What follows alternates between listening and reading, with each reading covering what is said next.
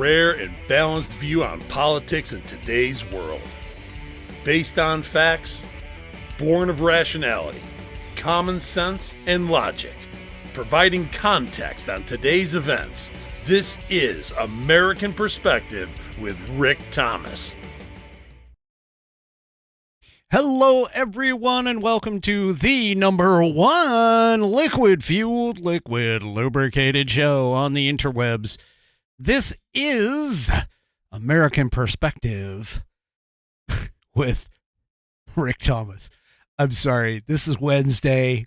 Wacky Wednesday. You can call it Wacky Wednesday if you want, but apparently over on Rumble, like I told you, those guys, those folks over there, those guys, gals, folks, whatever, they've declared Wednesdays as No Pants Wednesdays, and apparently for the ladies, it's also No Bra Wednesdays too. So they're getting ready. They're stripping down over there, let me tell you. Anyway. What a I'm in a good mood. Let's just put it that way. All right. Couple of things. First of all, Becky Warneford over on Facebook just shared this broadcast over on Twitter. So if you're over on Twitter and you're watching because of her, give all the kudos to her, because she went ahead and shared, liked and shared, or hearted and shared, whatever it is. Send it all out. So that's great. Also, we have a very special, guest, not on the show, but in the chat. Outlaw Dogs got called out on the Battleground Live with Sean Parnell show for a video that she did regarding Sean's dandelions. So congratulations to her. And as soon as I can find the there it is. Congratulations to her for getting called out for that special, she puts together snippets of the show here and other things with her, with her outlaw dogs and things like that. And so congratulations to her for getting a call out on a, just about a, I'll just have to call it like it is, I guess, a kind of a nationwide show, maybe. I don't know. Anyway, he's got a lot of followers. He broke 11,000 followers. I could only dream for so many. But he broke 1,000, over 10,000. He's at 11,000 now, and he gets probably around I'm going to guess around 400 or 500 viewers at a time. So yeah, that's that's great. She got called out over there for that. Now, for those of you that don't follow Sean Parnell's show, he has a battle that he's currently doing with his yard. In particular, it's with the dandelions. So anyway, yeah, you should probably go and check out Outlaw Dogs channel on Rumble and check out the Sean Parnell thing. She also, apparently Savage Rich Barris, who is the People's Pundit over on Rumble, is also caught her video as well, because he's featured in it too. So, again, congratulations to Outlaw Dogs for getting called out on another wonderful nationwide program. And so that was awesome for that to happen. Speaking of Sean, just really quick before I get really into the program, I picked up Sean's book, Outlaw Platoon, came just this morning. It's hot off the presses. It hasn't even been broken in yet. So I'm looking forward to reading this. New York Times bestseller. And we're going to take a look at that. And plus I have the other ones of Sean's books as well. Sean is obviously I wouldn't say prolific, but I would say that he's written 5 books. I've only written 1. But the one book that I wrote, it was a technical manual, and it was co-authored with a few others. So I don't know if anybody really would be interested in that. But anyway, moving on. All right, let's go ahead and get this show started. Tonight, I have on tap, saying our Pledge of Allegiance is our very own and Rumble's very own Buddy Weiser. So please do me a favor, if you are of mind, stand up and remove your hats and join with Buddy and recite the Pledge of Allegiance. I hereby pledge my allegiance to the flag of the United States of America and to the republic for which she stands, one nation under one God, indivisible, with liberty and justice for all her citizens. So help me God. All right, and thank you, Buddy, for submitting that pledge. Do me a favor, if you would like to hear your voice going through on the show, you can send me a audio of you saying the Pledge of Allegiance, and we will get you into the rotation. How do you send that to me? Well, you email it to me at fans, F-A-N-S, at AmericanPerspective.online. That's fans, F-A-N-S, at AmericanPerspective.online.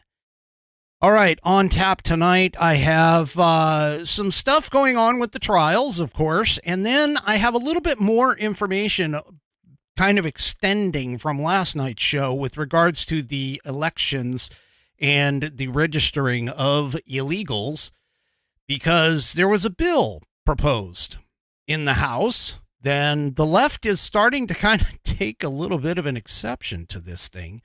So I've got that.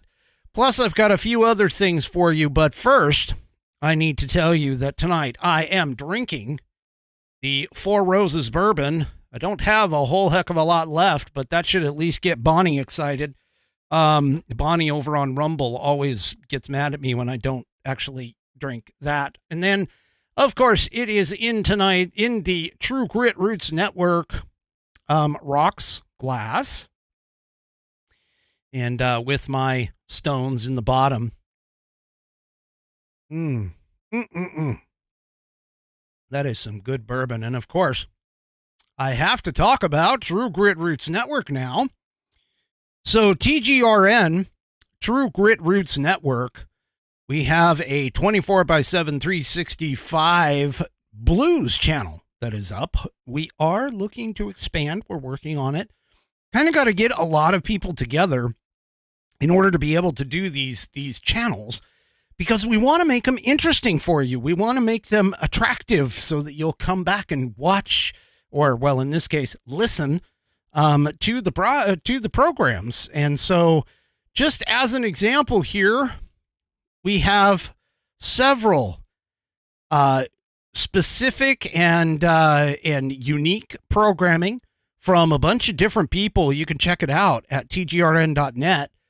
All of our programs and the people that bring them to you, you can check them out. You can see like our team and check out all of those people. You head on over to tgrn.net. And these are all the blues folks. There's 2 pages of them, of blues folks that bring you their expertise and wonderful take on the blues through their programming.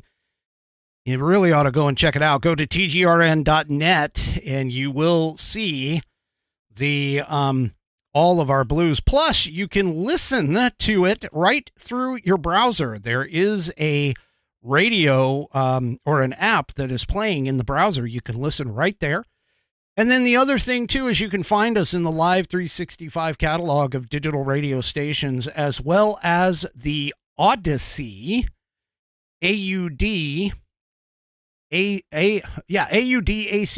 Odyssey app. AUDACY, that's right. You can find us there as well.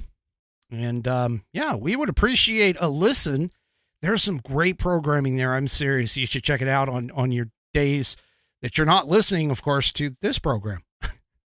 To be honest with you, but you should check out all of our programming. We've got unique programming during the week, and then, of course, all the replays that happen on Saturdays and Sundays. So if you miss the weekday program, you can still pick it up at the other side. And yes, I know, Judge, Audacity is audio processing software. That's why I keep messing it up. I understand. I get it. Audacy, Odyssey is what it actually is. That. Anyway, all right. So let's move on. So, yesterday was not exactly the slam dunk that that the left seems to want to make it out to be. And the reason being is because Stormy Daniels got on the stand. And I mentioned it yesterday. I mentioned it during the program yesterday, but didn't want to delve into it until I kind of got a little more information with regards to it. So apparently she got on the stand and she kind of attempted to identify with the jury by saying a few jokes and kind of being as lighthearted as she could. And a lot of the legal analysts went ahead and they went ahead and basically pointed out that when you do that, it tends to fall flat, which is exactly what it did. It fell completely flat. And what's even worse is the fact that Stormy Daniels was questioned and admitted to the fact that she hates Trump and that her whole purpose on this was she, quote unquote, I wanted to get my story out. But in reality, it had to deal with the money, of course. So even, it was bad enough to the point where even CNN, now, whenever you have a mainstream media outlet that continually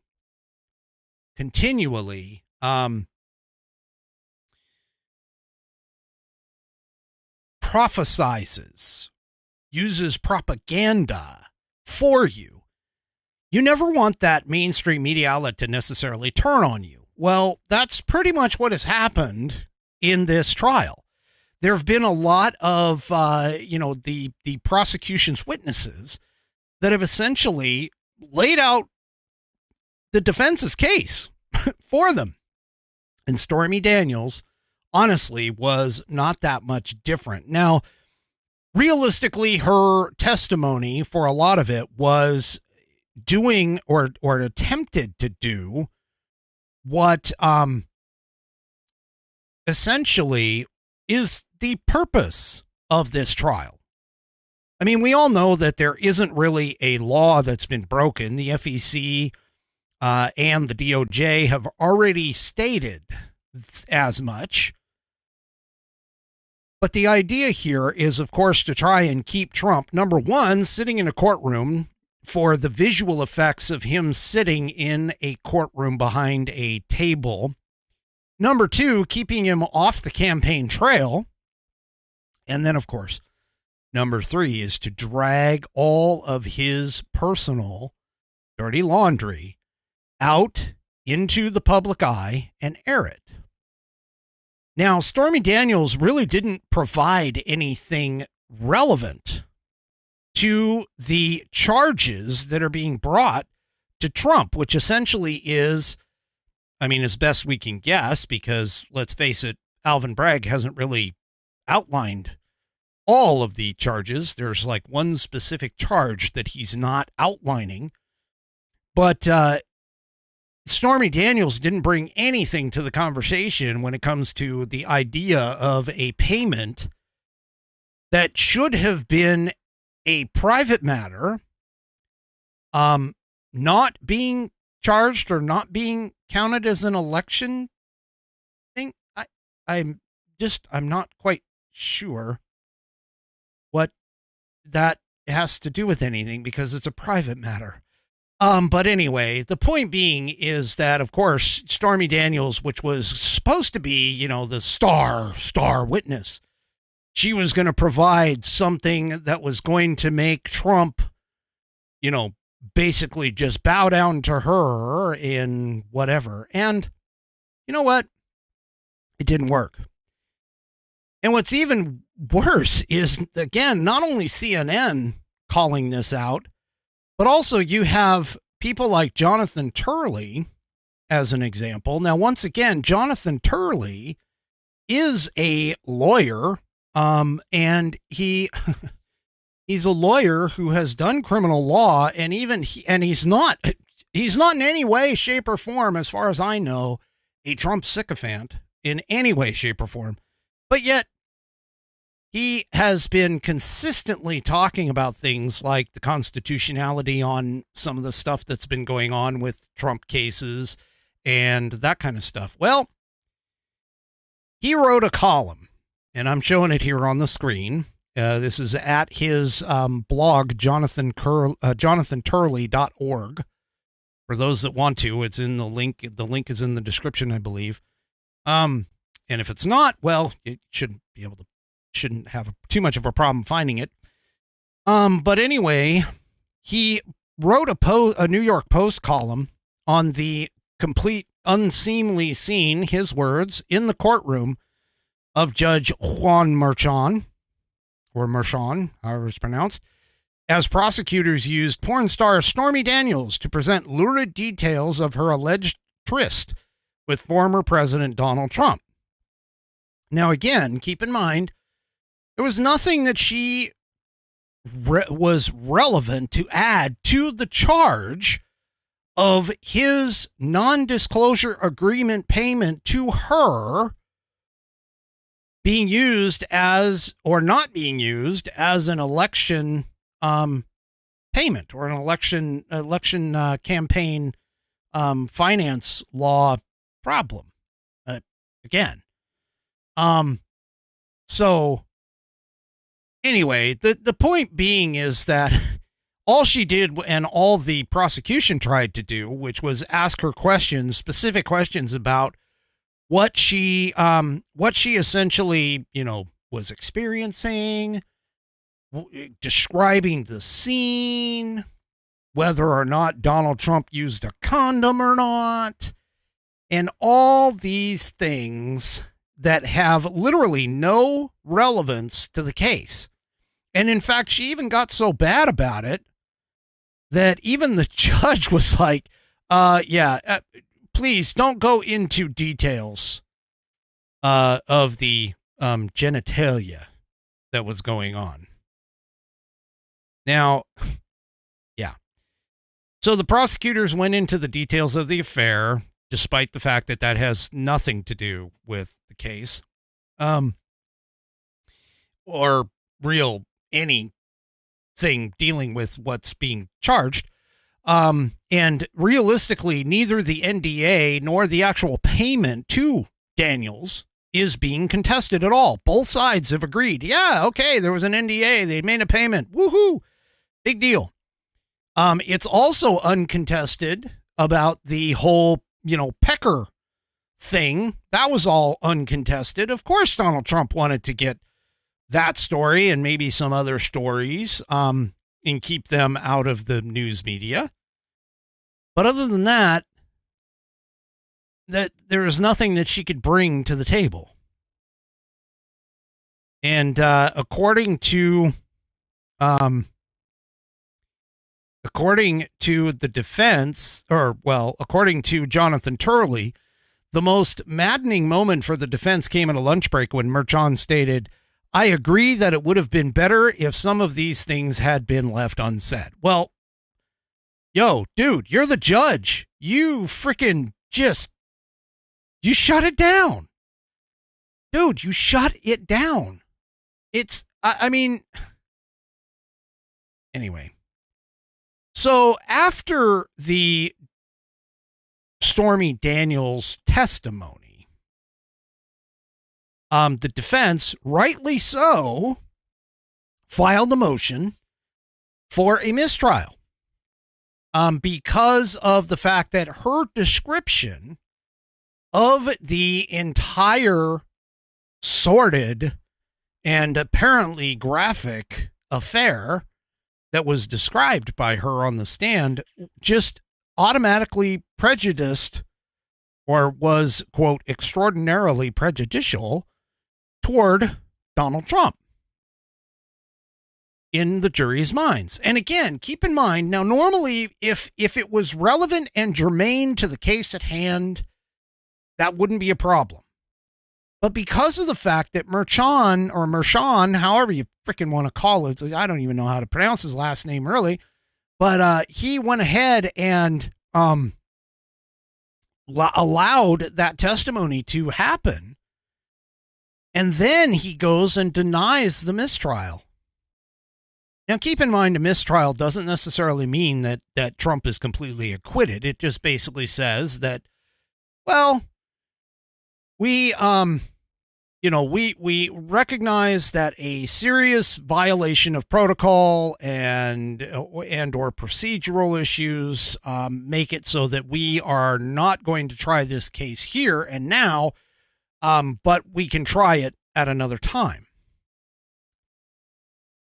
And so, yeah, and this guy, I'm telling you, this judge, I mean, after the first 2 days of the prosecution, or the first, couple of prosecution witnesses need to, he should have immediately gone, you know what, this is ridiculous, case dismissed, and just dismiss it out of hand. But this guy and his daughter are staunch Democrat donors. They hate Trump.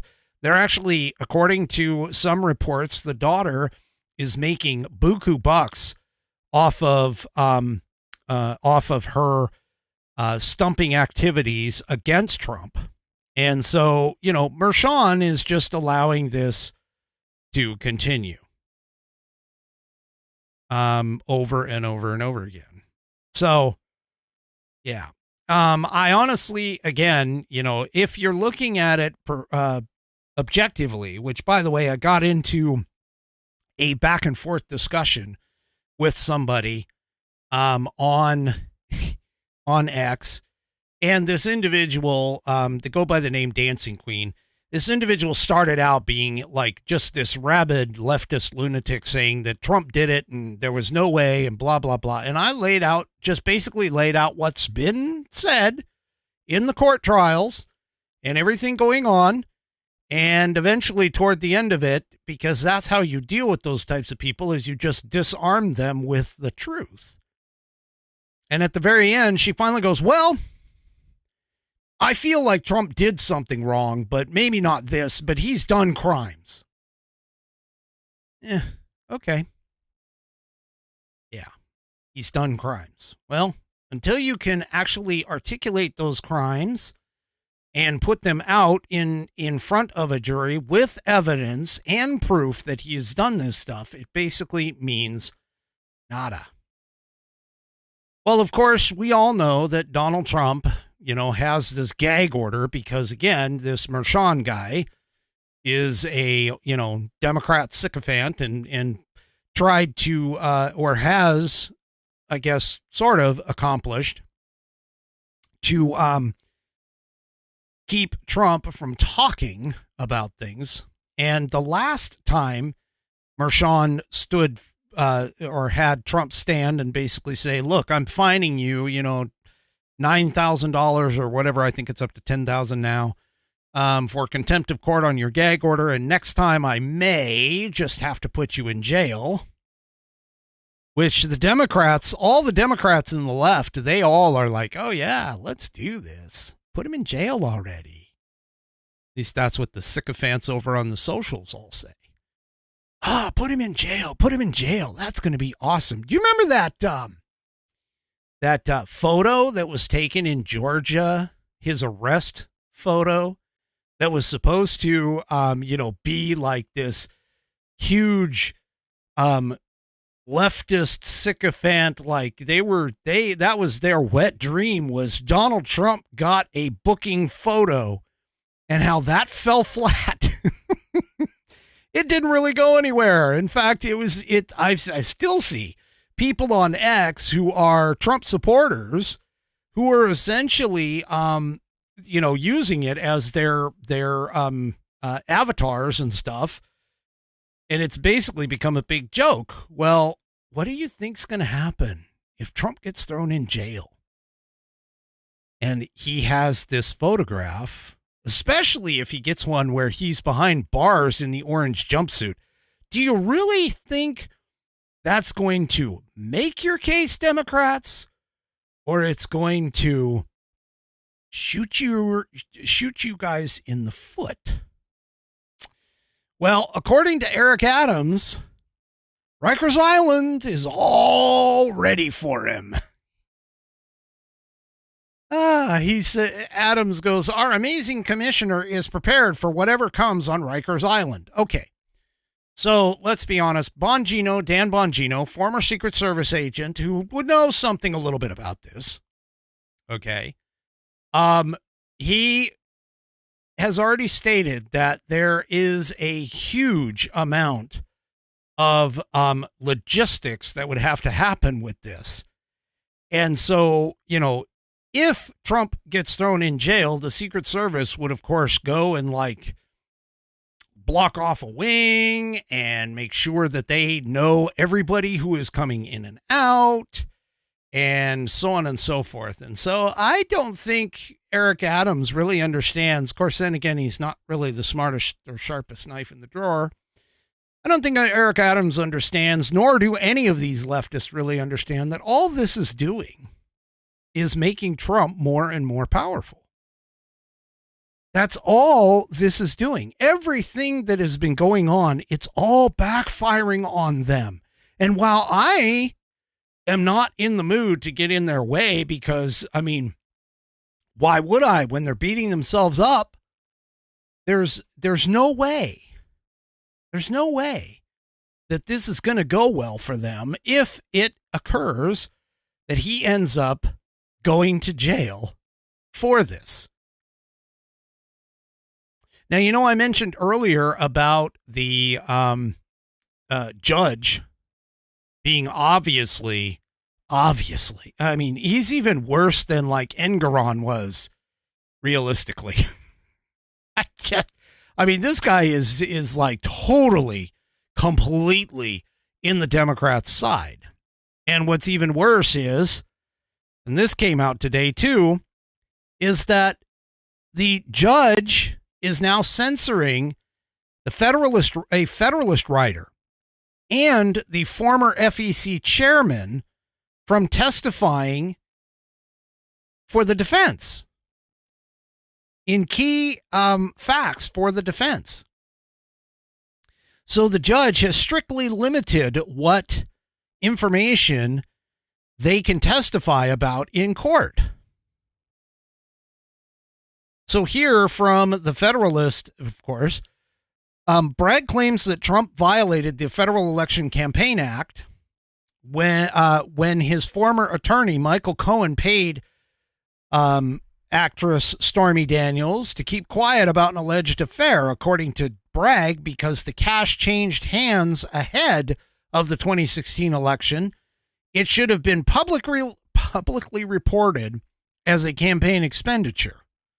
Well, here's part of the problem. The FEC has already investigated and said there's nothing here. In fact, the DOJ also investigated and said there's nothing here. So Judge Merchan has gone along with this plan by entertaining Bragg's case and then gagging Trump. He further hindered Trump's legal efforts by declaring former FEC Chairman Bradley Smith is only allowed to testify about limited aspects of his job. Smith professionally enforced campaign finance laws, including the one that Bragg is using to target Trump over, and he has long asserted that, quote, almost anything a candidate does can be interpreted as intended to, quote, influence an election, unquote, but, quote, not every expense that might benefit a candidate is an obligation that exists solely because the person is a candidate.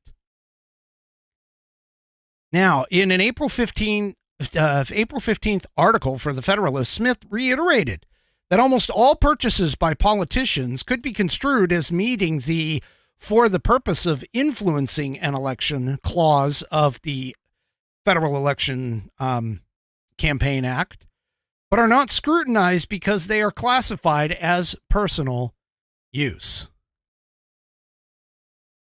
He noted that even if Trump met the threshold for misreporting business expenses, which his legal non-disclosure deal does not qualify for under the law, it's often a misdemeanor offense. And yet Bragg wants it to be a felony. Yeah, so this guy's testimony, if he had said that on the stand, could have opened up the jury's eyes and the public's eyes, by the way, because again, keep in mind, this trial isn't just for the 12 people sitting in the box. This is for everybody in the public to see, and especially for those people like myself who go and show this off to everybody and talk about how much lawfare this is. He could have basically pointed out that this is completely wrong and that it shouldn't even be a case. Yeah, the Department of Justice deliberately chose not to charge Trump for the same payment that Bragg insists amounts to a felony. But yet Merchan, who is a leftist, pro-Democrat, rabid bias judge, has barred him from mentioning it. Merchan wrote that the FEC dismissed the complaint against the defendant and the DOJ decided against prosecuting the defendant for potential FECA violations are probative of nothing. These matters are therefore irrelevant and the defendant is precluded from eliciting testimony or introducing evidence or both. Okay, so think about this, okay?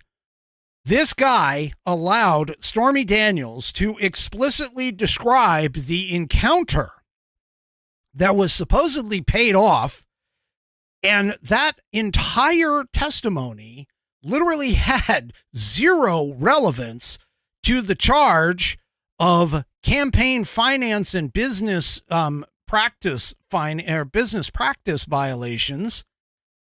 And yet this guy, who has testimony that is, in fact, relevant to the entire thing, is now gagged. So explain to me, lefties, explain to me how this is not exactly what it seems to be, which is essentially a clear attempt to ensure that Donald Trump gets dragged through the mud right before the election in the hopes that this is going to somehow make people think that Trump is so bad for this particular offense that he no longer needs to be president. Yeah. I have my doubts that this is really going to go anywhere. I mean, let's be honest. It's doing nothing but helping to blow wind into the sails of Donald Trump and create more forward momentum for him. Anyway. All right. Hey, you might be noticing this wonderful, fantastic flag-themed shirt that I am wearing.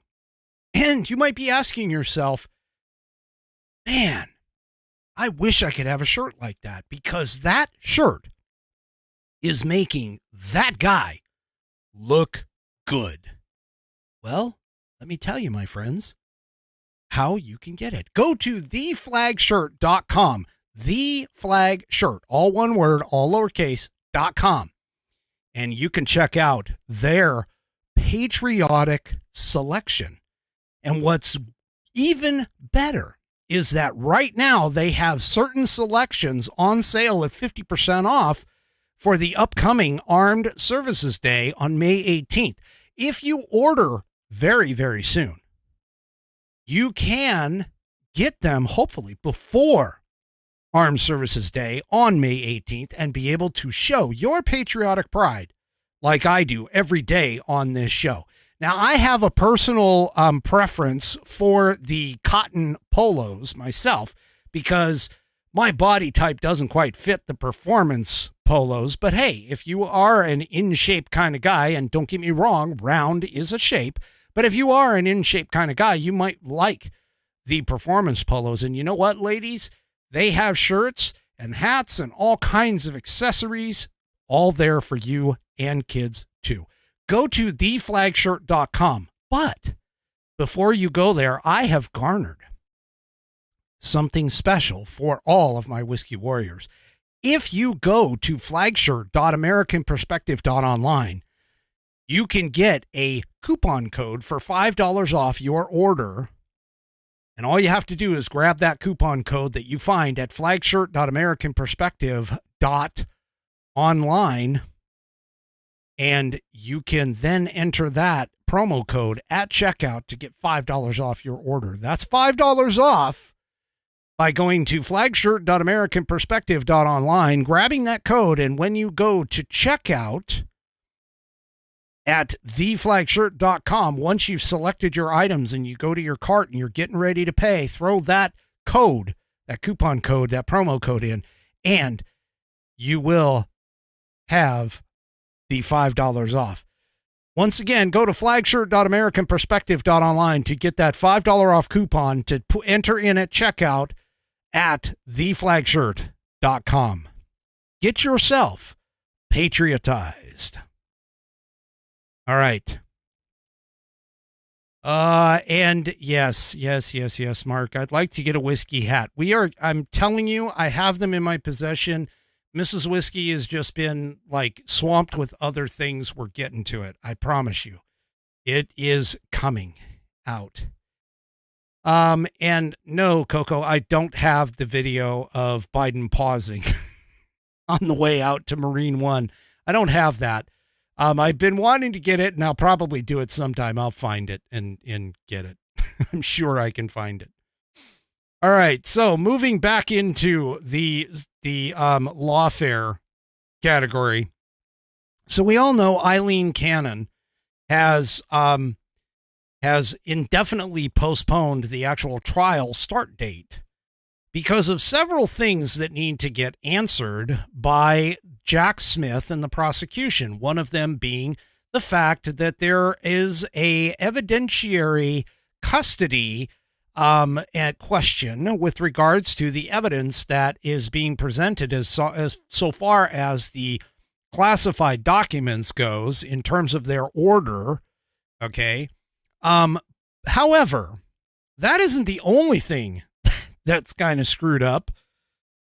Apparently, and again, hat tip to Julie Kelly. If you're not following Julie Kelly on X, you really need to. She is like just blowing it, kind of like Miranda Devine did with the laptop from hell. Julie Kelly is just blowing it out of the park with this classified documents case. This article popped in Hot Air, and I've seen it on a couple of other things too. But that famous picture that the FBI and leaked, they were given to like send out. The famous picture of all those documents that were set up for, that had like all the secret SCI pages and, top secret and classified and all these other things, that famous photo of them all strewn on the floor. And, they had like the 2A thing. You can see it here on the screen behind me. Yeah, that whole thing was staged and fake.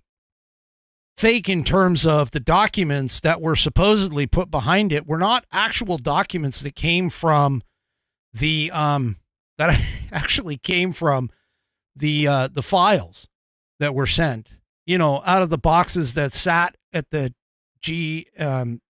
GSA warehouse for a significant amount of time, that weren't even boxes that I think the Trump team even knew were available or knew were for them, and so on and so forth. Yeah, anyway. The point being is that this is just yet another potential problem for this documents case. And Eileen Cannon, to her credit, let me tell you, she is not taking any guff out of Jack Smith on this. She is probably the one jurist out of all of these judges on these lawfare cases that's actually adhering to the law. And it seems like she might actually be looking to trap Jack Smith and get him and, basically rip him a new one on her own. But yeah, so Julie Kelly writes this. It is the picture that launched 1,000 pearl-clutching articles. A few weeks after the armed FBI raid of Mar-a-Lago in August of 2022, the Department of Justice released a stunning photograph depicting alleged contraband seized from Donald Trump's Palm Beach estate that day. The image showed colored sheets representing scary classification levels attached to files purportedly discovered in Trump's private office. Included as a government exhibit to expose Trump's lawsuit regarding requesting a special master to vet, the 13,000 items taken from his residence, the crime scene pic immediately went viral, just as Attorney General Merrick Garland, who authorized the unprecedented raid, intended. At the time, even regime-friendly mouthpieces questioned the need and the optics of the raid. The photo helped juice the DOJ's justification for storming of Trump's castle. The question whether Trump had classified material with him at his Mar-a-Lago resort has captured the public's attention. The photo published by the government appears to answer that question quite affirmatively. Washington Post resident fact-checker Philip Bump, if no one has ever watched Dan Bongino's show, Philip Bump is nothing of a fact-checker at all. But anyway, he wrote that on August 31st, 2022. Some of Bump's colleagues were even more hyperbolic. An ex-CIA officer told ABC News the cover sheets indicated the highest level of secrecy, which in the wrong hands could have resulted in murder. They, quote, people's lives are truly at stake. Without being melodramatic, anything that helps an adversary identify a human source means life and death. Intelligence expert Douglas Landon melodramatically warned in reaction to the photo. Well, the truth is that the photo was staged precisely to create this kind of outrage. Yeah. It's supposed to be proof positive that Trump was a Russian spy or something. The photo was staged. The folders weren't there before the FBI tampered with the evidence. And here she continues. New court filings in special counsel's Jack Smith espionage and obstruction case against Trump and two co-defendants conclusively demonstrate that the government used the cover sheets to deceive the public as well as the court. The photo was a stunt and one that adds more fuel to this dumpster fire case. Jay Bratt, who is the lead DOJ prosecutor on the investigation at the time and now is assigned to Smith's team, described the photo this way on his response to Trump's special master lawsuit. 13 boxes or containers contain documents with classified markings, and in all, over 100 unique documents with classified markings were seized. Certain of the documents had colored cover sheets indicating their classification status. And then, of course, they point to the photograph. However, the DOJ's clever wordsmithing did not accurately describe the origin of the cover sheets. And in fact, agents involved in the raid attached those cover sheets to at least 7 files to stage that photo. Yeah. So,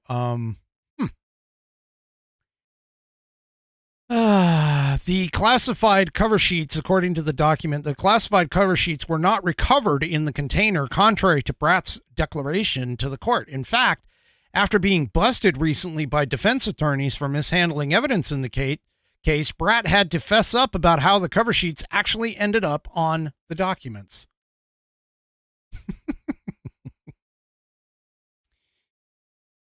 His new version of the story is, quote, if the investigative team found a document with classification markings, it removed the document, segregated it, and replaced it with a placeholder sheet. The investigative team used classified cover sheets for that purpose. Yeah, those are, yeah. So in other words, it was staged. It's all, you know, they manipulated the evidence. Yeah, for anybody that is like really understanding of how the government works, there is no way that a photograph, any kind of a photograph, would be leaked in this fashion with these kinds of documents at all, to the public. There is no way that that would have happened in real life. They would have taken the photo, yes, but it would have been secured, encrypted, held private, never to see the light of day. So, yeah. Anyway. Oh my gosh, folks. I mean, if it weren't so dangerous, it would almost be comical. I mean, you could probably do like some kind of an SNL skit out of any one of these cases. Seriously, and actually revitalize comedy all at the same time. There's just no way that this realistically is going to move forward. I mean, I've said from a very long time ago that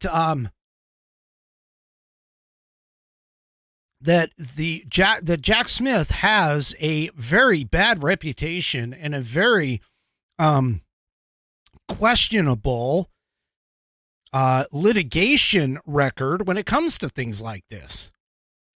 And so when he got assigned to the case, it basically turned into, this is a hit job. We knew it. In fact, they probably had it all planned out, would be my guess. But at least at this point, thank goodness, the one case, which I mentioned on this program before, the one case that may possibly have some teeth is the classified documents case. And, yeah, this thing is just, it's blowing up on them. It's blowing up on them. All right. So scooting on over to our elections talk, kind of continuing it from last night. So I don't know if anybody recalls the Joe Biden gaffe where he said that, and I'm going to paraphrase, but this is pretty close to what he said, quote, I think we've put together the most inclusive voter fraud organization in history. Yeah, you remember when he said that? Yeah. He slipped up again in something very similar. Check this out in the Daily Fetched. So he was doing an interview and once again veered off script. And ironically, he was doing the interview for a Spanish language radio station, probably a Soros one, because remember how Soros bought up all those Spanish speaking stations because, you know, God forbid they actually hear conservative stuff. But anyway, he appears, based off of his gaffe, appears to admit the real reason that he's allowing millions of illegal aliens to enter the United States. Now, keep in mind, Biden has allowed close to 11 million illegal aliens in, the majority of which seem to be military-aged males. Okay, well, he admitted during his interview, and I quote, "It's an even bigger influx now in terms of Hispanic voters, or Hispanic citizens," Biden said. Well, here's RNC Research, hat tip to them to kicking this off. Take a listen. It's a little bit like back in the 1840s in the great exodus from Ireland because of the famine and the way Irish Catholics were treated. We said, no, we don't need any more of those folks. There was a large influx. There's even a bigger influx now in terms of Hispanic voters, or Hispanic citizens who want to become citizens. So it's just enormously important. Huh. Interesting. So a little bit later, he said the Hispanic community is part of the future of America. 28 out of every 100 students in school speak Spanish, he said. And then a little bit later on, that's what he said. And then as they reported, the Daily Fetched reported last month, the Oversight Project revealed that flyers distributed by NGOs, non-governmental organizations, were encouraging illegals to vote for Joe Biden. The flyers read, and this is translated from Spanish, reminder to vote for President Biden when you were in the United States. We need another 4 years of his term to stay open. Huh. So I thought that illegals voting wasn't happening. And even if it was illegal for illegals to vote.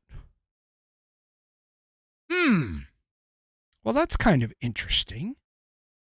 Remember how I was talking last night about how the motor voter registration has been demonstrated multiple times to catch illegal voters who don't know any better to go ahead and get voted. Well, it's not just motor voters, folks.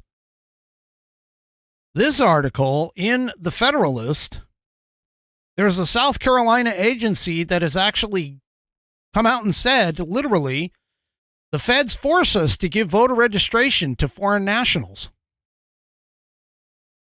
The state's Medicaid office spokesman says the department is mandated to provide voter registration under the Federal Voter Registration Act, which again is the Motor Voter Act.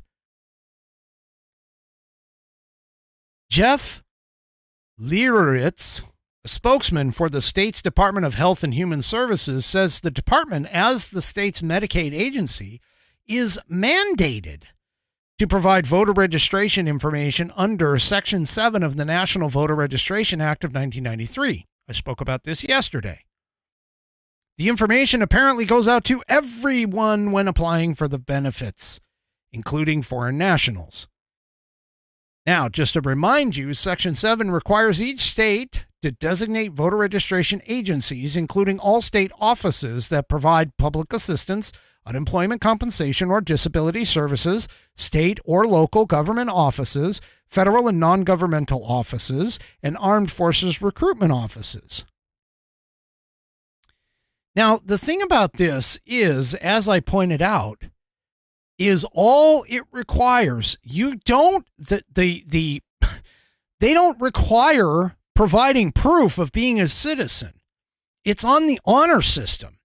It's a checkbox as a part of the form that basically says, I am certifying under penalty of perjury or whatever that I am a U.S. citizen. You get somebody who doesn't understand English and just sees the checkbox, they could check that and no other verification is made. No other verification is made with regards to this. Now, Representative Adam Morgan, who's part of South Carolina, he's a state rep, has been pushing for answers after a refugee reported receiving a packet of information, including voter registration forms, at the Health and Human Services office. Now, Morgan didn't return the Federalist's request for comment, but he did speak about the issue last week on Frank's speech, which was apparently a podcast or something like that. He said the refugee was actually confused. They were like, am I supposed to fill this out? They asked a relative, and the relative, who is a citizen, said, no, you can't fill this out. You're not a citizen. And then the refugee asked, why are they giving this out to non-citizens? And we were like, exactly. That's insane. Yeah. Morgan told that to the Absolute Truth with Emerald Robinson. So, again, the Democrats are talking about how, oh, no. Illegals voting in our elections. It's not happening because it's illegal. It's illegal for illegals or non-citizens to vote in elections. Really? Okay. Well, Tucker Carlson actually addressed this too.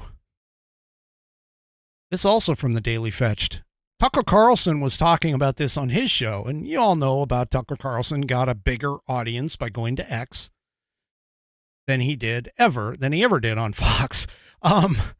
But here he goes and he exposes a potential hidden loophole. Now, I'm calling it potential. He said it wasn't, but I'm calling it potential here.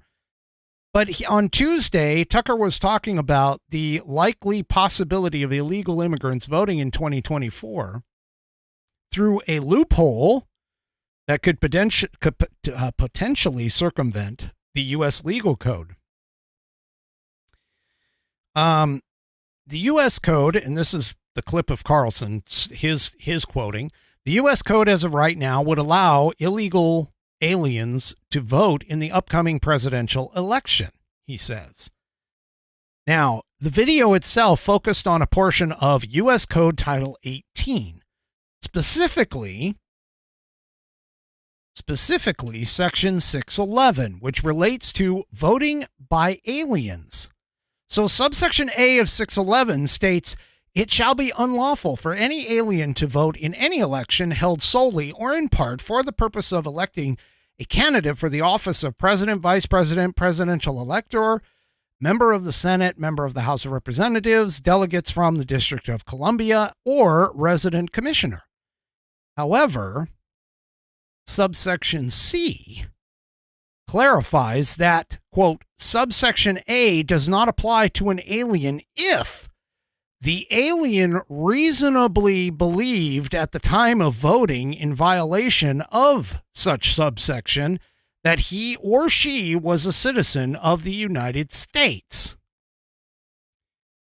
Okay, so let me explain how this works. Yes, it is illegal, but it is illegal only and can only be punished up to the point of where an illegal alien who actually does vote and get caught, if that alien can basically say, you know what, I reasonably believed that I was a citizen of the United States at the time of voting, and he or she will not get punished. So being handed out a social security number, by the way, in order to go and work, that could be an indication potentially, and this is kind of what the Biden administration is doing. We've seen articles about this, where they go and they are given social security numbers so that they can work during the time that they're here prior to their court dates. Well, if they're given a social security number, they might actually interpret that as, oh, well, now I guess I'm a U.S. citizen and I can go and vote. And they can use that social security number, by the way, to go ahead and get that registration done in some states. So Engelbrecht says, Title 18 says, if the alien reasonably believed at the time of voting that he or she is a citizen of the United States, that they are subject to no prosecution. We've seen many, many people coming across the border who are talking about their excitement about voting for Joe Biden and claiming that they are citizens. This is something I truly believe we could wake up the day after Election Day and said, what has just happened, she added, and there's no way to undo it at that point, she continued. We've got to go ahead. We've got to get ahead of it. We've got to get ahead of this debate now. Now, Carlson suggested, the election already seems rigged. And Engelbrecht says, well, it does seem like the fix is in, but the American people are the reason for hope. So here's the thing, okay? If an illegal alien is not supposed to vote, but yet does it thinking that they were an American citizen because they've been handed this Social Security card, Social Security number, and maybe even like a driver's license or anything like that, which I explained last night, how it is very easy for anyone to get a driver's license in several states. And then they check that box thinking that they're able to vote. Well, all of a sudden they vote.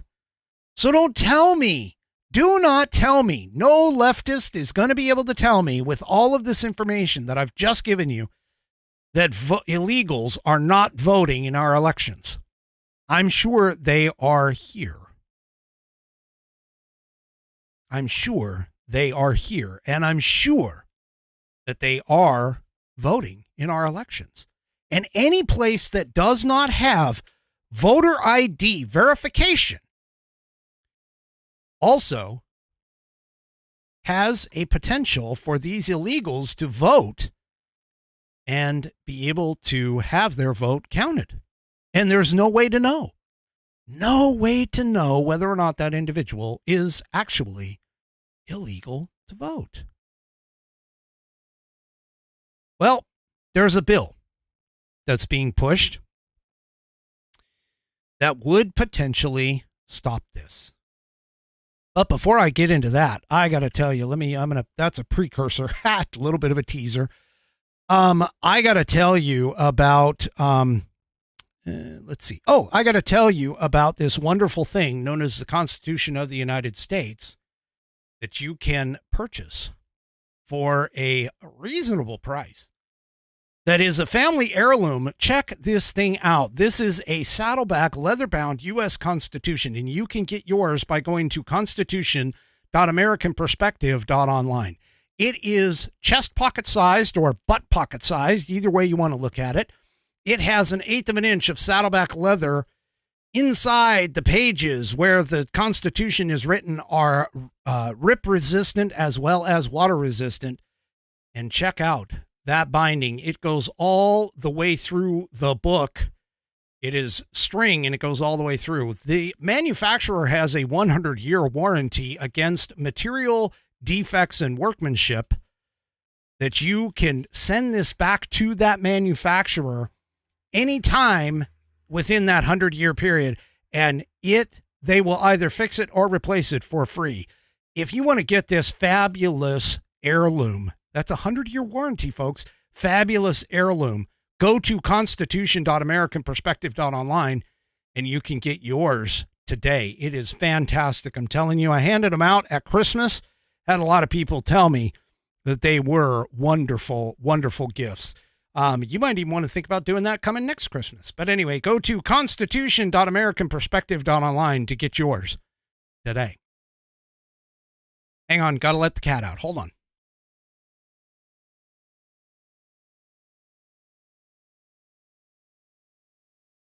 All right. That was Cleo that wanted to go out. You've seen Cleo before. All right, let's get back to the show. All right.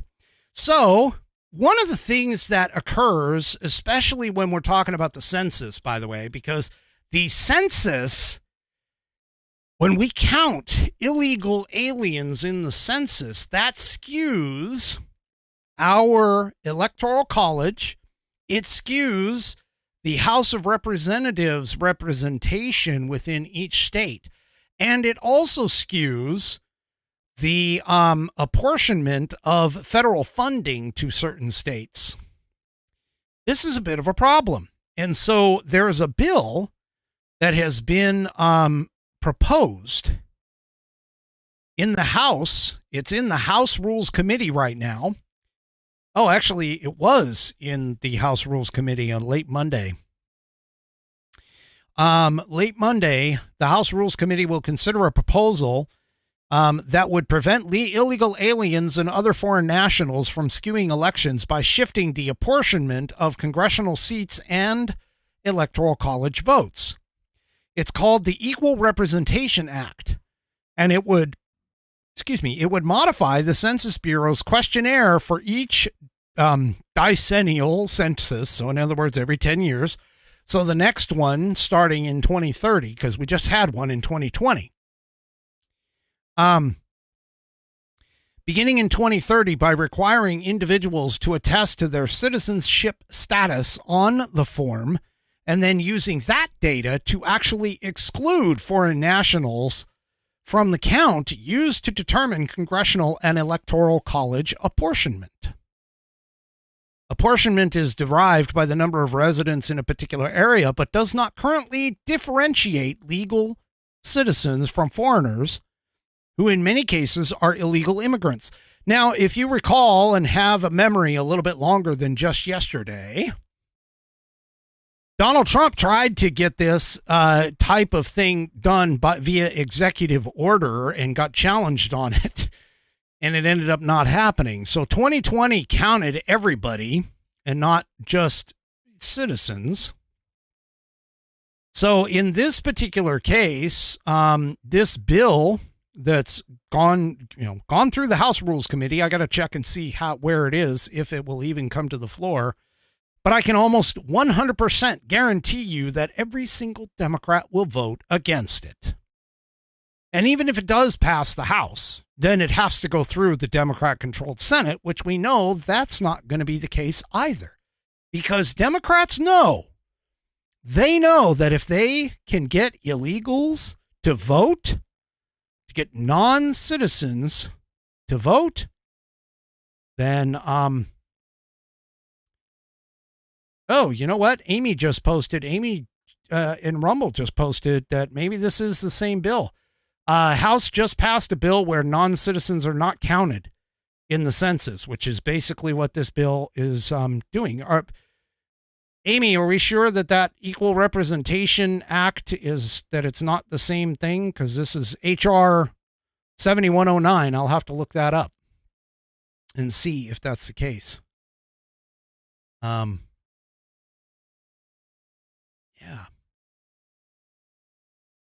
Yeah, we'll have to see if that's the case. It was HR 7109 is the one. I'll have to check that out and let you guys know tomorrow if that's the case. But anyway, so yeah, so that's a good thing. I mean, now, of course, the left, many people on the left, they basically were like, oh, well, it's already illegal for illegals to vote. As I just explained, there's a way around it somewhere. So, yeah. Oh, and I've had it qualified. Yes. Amy Jean Viner says that, yes, that is the same thing. So it actually has passed the House, and no Democrat apparently has voted for it, which, well, that's nothing unusual. That's nothing unusual. So thank you for that, Amy. Quick change, quick update. Hey, I was wrong. There we go. So anyway, so there you go. All right. Well, that's cool, but I seriously doubt it's going to pass the Senate, so it'll probably never go anywhere. All right. So back real quickly to the lawfare, because this just came down today. So that whole Georgia, Fani Willis, however she pronounces her freaking name. Anyway, she had problems and was allowed to stay by Judge McAfee, stay on the case as long as Nathan Wade was kicked off, which he gladly fell on the sword and did. Yeah, I know, 3 Chevy. I was wrong. Say it isn't so. I know it doesn't happen very often. I'm going to tell you that right now. And even then, I won't admit to it generally. But anyway, back to this Georgia thing. So, obviously, throughout that whole disqualification hearing and everything else, they essentially decided that the defense team, Trump team, and the 18 plus one co-defendants, they all decided that they were going to appeal the decision to keep Fani Willis on the case. And they did. They appealed it to the Georgia Court of Appeals. And there was some question as to whether or not the Georgia Court of Appeals was actually going to take it up. Well, it turns out that as of today, the Georgia Court of Appeals will hear the case. Now, I'm going to tell you just from experience that if the Georgia Court of Appeals did, number one, didn't even want to touch this thing, and or number two, felt that there wasn't any legal reason to remove her, then they would do what SCOTUS does, which essentially is refuse to hear the case. Well, apparently there might be something here, and there might be something that the Georgia Court of Appeals is taking a look at. So, that being the case, we're going to keep an eye on this one because obviously this is going to take care of or potentially sink the battleship of the Georgia case, the RICO charges that are there for it. And so, yeah, this is going to move forward. Now, Trump's lawyer, Steve Sadow, said in a statement on this, President Trump looks forward to presenting interlocutory arguments to the Georgia Court of Appeals as to why this case should be dismissed and Fulton County DA Willis should be disqualified for her misconduct in this unjustified, unwarranted political persecution. The court date has not been set yet, of course, for that. Well, something else has come out with regards to Fulton County, and I have a feeling that this one you guys may not know about, may not understand, or may not be aware of. But I saw this on X. Hat tip to the real Robert, or I should say real Robert. They've been going through and still auditing the entire Georgia counts. And a very interesting, this was presented on Real America's Voice, but a very interesting video has been produced, which is quite enlightening, folks. Take a listen to this. So what we're looking at, Heather and Steve, are tally sheets that were the auditors for the Georgia audit that was conducted on November 14th and 15th in Fulton County. They filled these out as they counted the ballots. And typically you would see 37 to 43, 61 to 48, something like that. But here we have tally sheets that are 100 to nothing for ballots. So somebody filled this out. But it's not just one of these. We have 7 of these, and we're going to kind of scroll through and show you these live. There's another one, 100 to nothing. The actual counts of these are like 59-42 in terms of ballot images. Here's one that's 150 to nothing. Yeah, so basically the people that were doing the audit would count the batches and then write in fraudulent numbers because they have the corresponding images for these batches and they do not match these sheets. So whoever was doing them commit fraud. And what I had asked him in the press conference is, are these sheets signed by the person that doing them? And apparently they are, Steve. And not only that, the Secretary of State has the information. These sheets that they got, it's redacted. So they can't determine who was doing this, but we know that whoever did commit fraud. Now I want to switch over to the images of the ballots, right? These ballot images that they obtained through their lawsuit that are the official images from the Dominion machines, 2 different ballots right here, right? This is the ballot number, the batch or the ballot number here, different from here. But as you can see, it's the exact same markings, Steve, on each one. And Garland, tell me, how many of these did you guys find? Well, there are a total of duplicate reporting of over 4,000.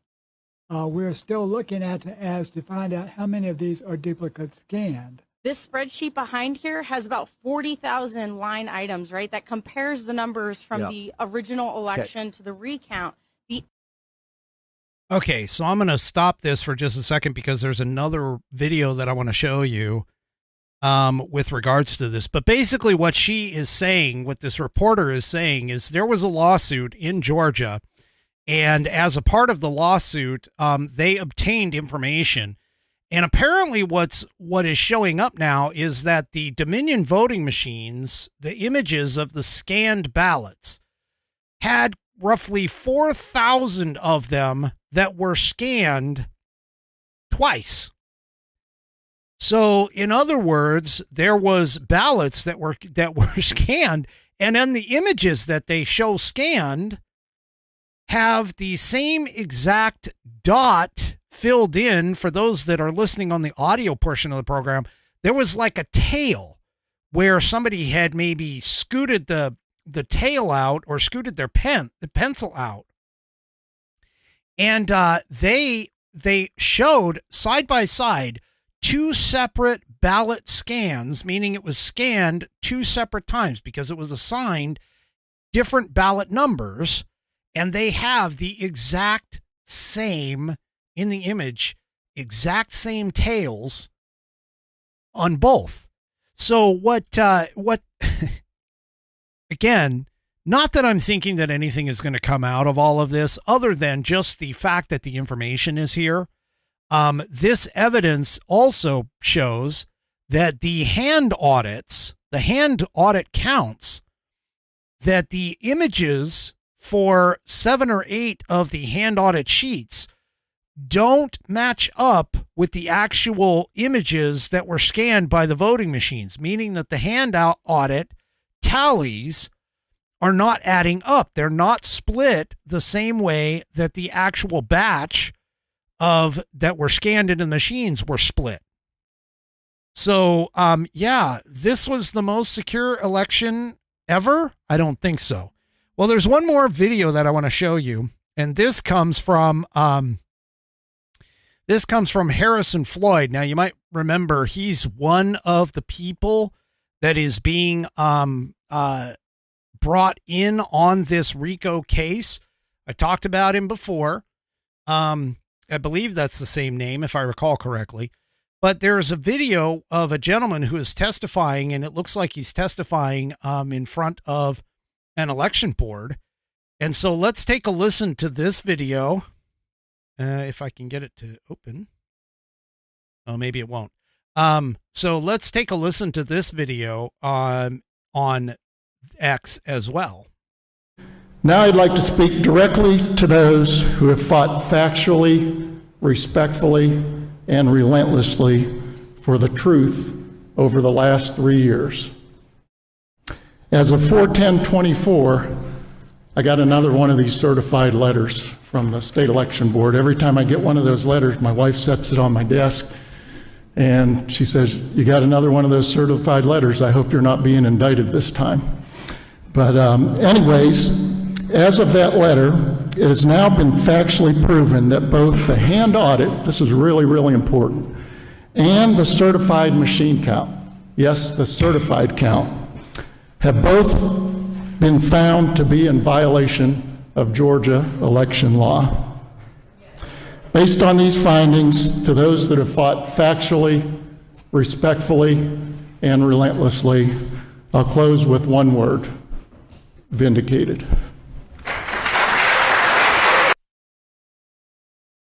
Okay, so everybody who understands that, what this gentleman was doing, if those on the audio portion, what this gentleman was doing is he was apparently testifying. He's at a podium, and he holds up a certified letter from the Georgia State Election Board that basically says, as he pointed out, that the actual certified count and the hand audit did not follow election law back in 2020. So once again, here we have evidence. Granted, it's taken, years for this to show up. At least I think it was 2020. It might have been 2022. But anyway, the point being is that we're vindicated. Folks, anyone who sits here and believes that 2020 in particular was valid, a valid election is vindicated. We're seeing the evidence come out every single day. Now, somebody might sit there and say, hey, you know what? Vindicated is nice. Vindicated is nice, but that doesn't change the situation that they're in. You are absolutely correct. No action is going to be taken. The laws were broken. I mean, hopefully they're able to get a hold of whoever was doing this and like provide,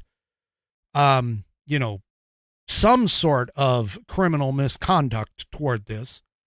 But the point is, though, folks, that honestly right now isn't exactly the point. The point here is that what do we do moving forward? What is necessary for us to move forward knowing this kind of information? And essentially what has to happen, honestly, is people like us, like you and me, regular average Americans, we have to start paying attention to this. To sit here and do nothing and twiddle our thumbs is essentially not going to cut it. We have to raise a stink. We have to raise awareness. We have to get involved. Go and be a precinct person. Go and do what you can to try and change the laws. Thankfully, here in Washington, we have this thing known as the initiative process, which allows for the general public to create law based off, as long as we get enough signatures and to get it on the ballot and it gets passed. But the thing about it is that you have to attack it in your particular state. We have to get motivated. We cannot allow these people to just sit idly by and just make laws and do things that they need to, and so on and so forth. The other advantage that we do have is the fact that, at least for now, we're not under COVID rules anymore. And so a lot of the laws that were relaxed for the COVID restrictions that allowed for this stuff to happen is essentially not going to happen, or may not happen, in 2024, because it'll be supposedly a little tougher. But we need to get involved. We have to stop just sitting on the sidelines and saying, oh, yeah, they did it. We need to get involved and become part of the solution to the problem. Can't sit on the sidelines anymore, folks. We have to be the solution to all of this. All right, let me get on to tonight's, as soon as I can figure out where I'm at here. Yeah, let me get on to tonight's Pet of the Week.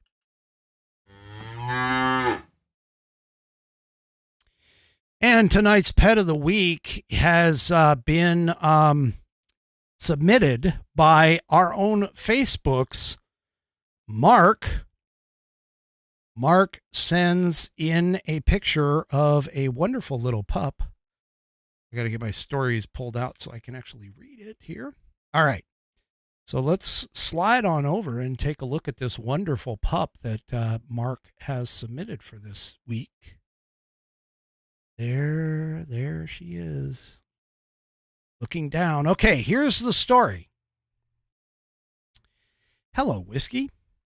And for those of you that don't know, that's what all of my Whiskey Warriors call me from the Whiskey Musings broadcast, which turned into American Perspective.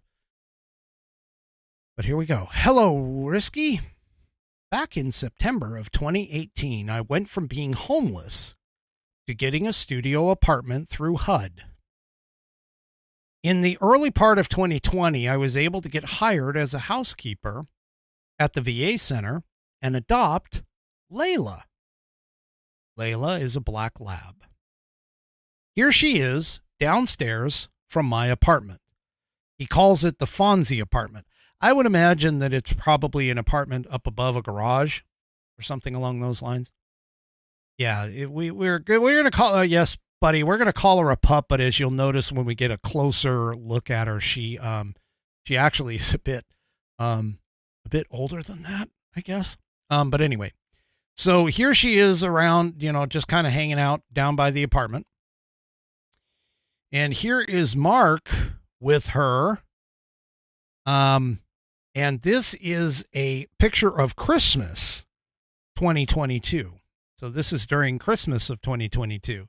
And you can see the white on the muzzle. That's kind of how you can tell that the animal's a little bit, older. She's either 14 or 15, Mark verifies. Mark has verified it over on Facebook. She's 14 or 15. Okay. And then he also submitted this picture of her at a dog park a couple of years ago at the Fort DeSoto State Park. And now there is a video. He submitted a video as well. Let me see if I can find, where did I put that? I had it available. Oh, here's where I put it. So here's a video. And let me go back to, nope, not that.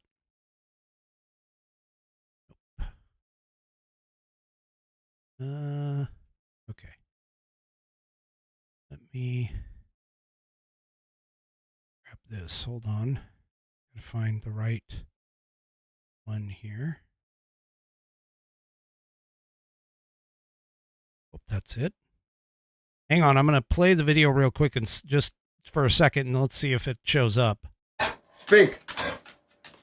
Nope, didn't show up. So hold on. I got to get the right, let's see. This one? This one? Got to get the right. Nope. Not that one. How about that? Speak. Nope, not that one either. Let's see. Here we go. We'll just go like this. Here we go. All right. So here is Layla getting a treat. And let me go ahead and back it up just a little bit. Here's Layla getting a treat. Speak. Speak. No. Speak. Speak, dog. Speak. Speak. Speak. Bark. Bark. Tell me. Tell me. Speak. Speak. There you go. Oh, sorry. And there you go. So there is Layla speaking, saying hello to everybody. Okay, so he finishes off his notes here by saying, and I will go back to this, finishes off his notes here by saying that she's 15 years old now and isn't very active due to arthritis. And then he says, thanks for sharing. And he puts out, hi, all warriors, and especially his Facebook pals, Tommy and Becky, over on Facebook. Well, thank you, Mark, for sharing Layla with us. I am very happy that you have been able to provide this puppers a home and have done apparently quite a good job with her as well. So thank you once again for the submission. If you want to submit your pet for Pet of the Week, please do so by sending me a photo or 2 or 3 or 4. And as you can see, videos. I can do all of them and send it off to, yes, Bam, that was the same Mark. Oops. That was the same Mark that was in Rumble earlier. So correct. Send that video and a story. Tell me the story, name, breed, something to talk about. To fans, FANS. That's fans, FANS, at AmericanPerspective.online. Fans, FANS, at AmericanPerspective.online. And you can submit and get your pet in for Pet of the Week. which is my Wednesday night segment at the end of the show. So you can go ahead and do that.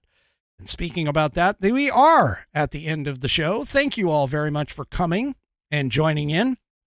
Do me a favor. If you would, please head on over to rumble.com if you haven't already. Get yourself an account over there and follow the American Perspective channel over there. If you are part of the Rumble family and have not done so, please sign in and make sure you hit that thumb up on the video, because that's one of the major counters that that Rumble uses in order to get us onto like the leaderboard and so on and so forth. We will see you tomorrow night at the same time, 5 p.m. Pacific, 8 p.m. Eastern, only for a brief show, just a 1 hour show right here on American Perspective with Rick Thomas. Enjoy the rest of your evening. Good night, everybody. The previous broadcast was produced and is owned by Active Eye Media LLC. All rights reserved.